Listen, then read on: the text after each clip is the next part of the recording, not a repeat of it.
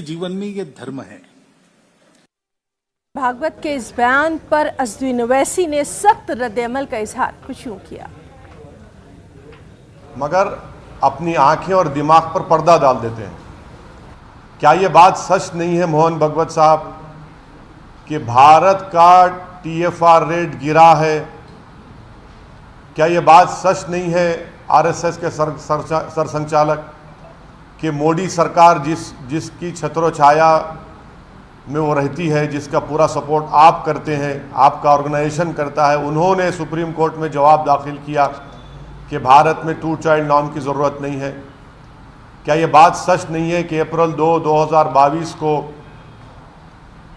ये जो सरकार के लिए आपने बड़ी मेहनत की सत्ता में लाने के लिए, उसका हेल्थ मिनिस्टर राज्यसभा में खड़े होकर एक प्राइवेट मेंबर्स बिल के जवाब में जो बीजेपी के और एक RSS के एक्स आइडियोलॉग ने बिल लेकर आया था, उसके जवाब में कहा कि भारत में इस तरह के कानून की ज़रूरत नहीं है।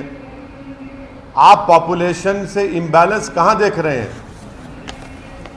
आपको तो ये देखना चाहिए कि जो भारत की जो डेमोग्राफिक डिविडेंड है, उसके लिए आपकी ऑर्गेनाइजेशन ने, जिस पार्टी को आपने सत्ता में लाया, उसने क्या किया 8 साल में?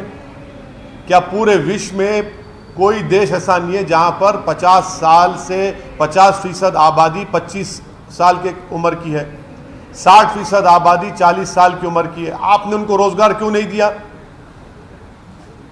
8% बेरोजगारी हो चुकी है भारत में। पूरे विश्व में सबसे ज्यादा बेरोजगार युवा अगर है तो भारत में। इस पर बात करिए ना मोहन भागवत साहब।